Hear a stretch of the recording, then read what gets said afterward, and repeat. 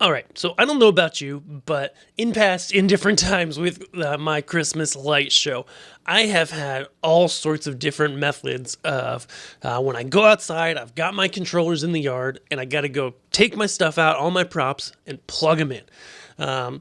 It's kind of a really annoying process to me because I've done all sorts of things. Like sometimes I grab a pad of paper and I write stuff down. Port 1, this prop, port 2, this prop, port 3, this prop. And, that's not a great system because ultimately, sometimes I don't have all the information down or my writing's just messy because I'm a hot mess. So other times I've taken screenshots or taking photos on my phone and I take that outside, which is not bad, but you're constantly looking at your phone, which is kind of annoying. So here we're going to kick it back old school. And I don't know if you know this, but you can actually print your visualizers from Xlights. And it's really easy, but don't do what I did the first time I ever did this. Use these tips to get a great amount of success out of it. So we're here in Xlights, and let's just, for example, look at my Falcon F48. If you hit visualize right here, if you right click, you can print your visualizer. Now, then it brings up like this old school Windows pop-up and you can configure some things and go print it. Don't do this. Do not do this. Okay. If you do this, you'll end up with like 100 printed pages, about 5 of which are actually helpful, and the rest are either blank pages or pages where like the end of a string of models ran off, etc. Sure, you can mess around with these box sizes and font sizes, and that does seem to adjust it, but I've found that it never really comes out right to something that's like actually legible and readable for me to go set up my display. Okay, so that's helpful to an extent, but honestly kind of frustrating. So the next solution is save as CSV. Okay, now if you're not familiar, a CSV file is just a spreadsheet, okay? It's technically a text file that gets built into a spreadsheet, but regardless, hit save, you'll save that file. It saves it as the name of the controller, type of data, IP address, awesome. So I saved one, boom, I've got it here, and then we can open it. There's a lot of places you can open it. I'm just gonna double click on it, and I have LibreOffice, which is a free office on this PC. Okay, a lot of times I'll use Google Sheets instead because I find it a lot easier to work with, but this will still show you a couple things. So if I open that up, the one that I had exported, I'm going to see all the things here. So it's got the name of my controller, the output by port, and what's on each port, which is super, super helpful. But there's a bunch of extra stuff I don't like in there. So let's refine this a little more. Okay, so now if I go ahead and print this, nope.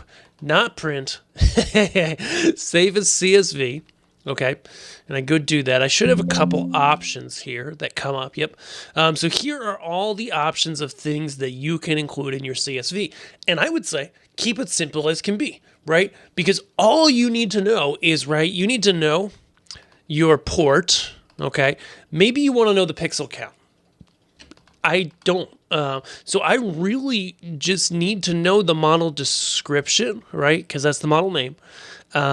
Maybe the pixel count, just in case I get confused between two different models and I'm looking at one and I'm looking at the other and I'm like, oh, this one's 150 pixels and this one's like, 10. Okay, I know it's this one, right?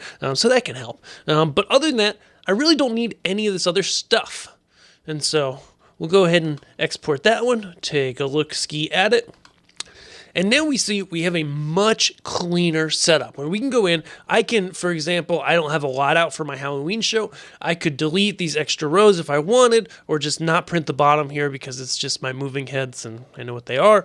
It looks like it doesn't get the starting addresses for the moving heads, so I could type that in there. I could include that in the export, etc.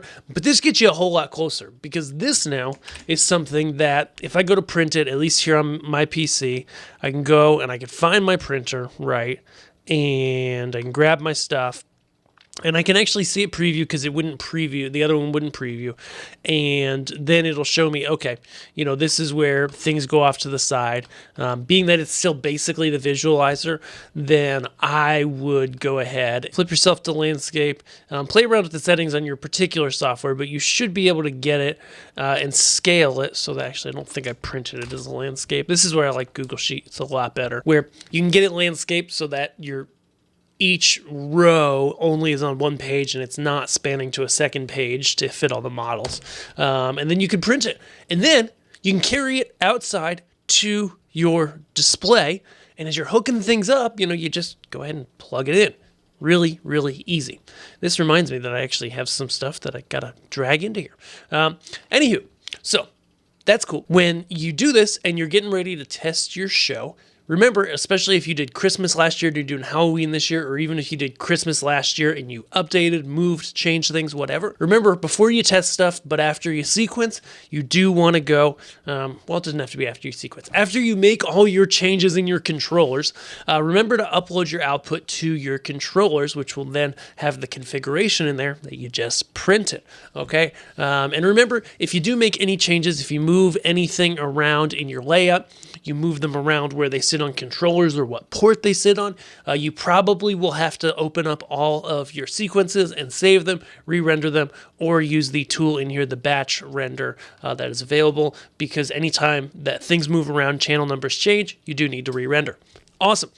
If that sounded like gibberish to you, if that sounded Greek to you per se, then I don't speak Greek, but we do teach people every day how to make an amazing Christmas light show or Halloween show or whatever light show you want to make inside of the Learn Christmas Lighting Academy. If you're at this point of the season, you're thinking about getting started, you could still do a small show. In fact, this year, it's more doable than ever because compared to the last few years, there's more stuff in stock at the vendors than there has been, which is wonderful, less shortages. So you could still get started. You could do something small. If you really want to be ambitious, you could do something big, but you need somebody guiding you, and that's what we do. We are the only place online with step-by-step courses that walk you through exactly what you need to do to make the lowest stress, most fun show possible. If that sounds good, check out the Learn Christmas Lighting Academy. We've got it below. We'll teach you everything and support you along the way inside of our community. Thanks so much for watching. Have a great day.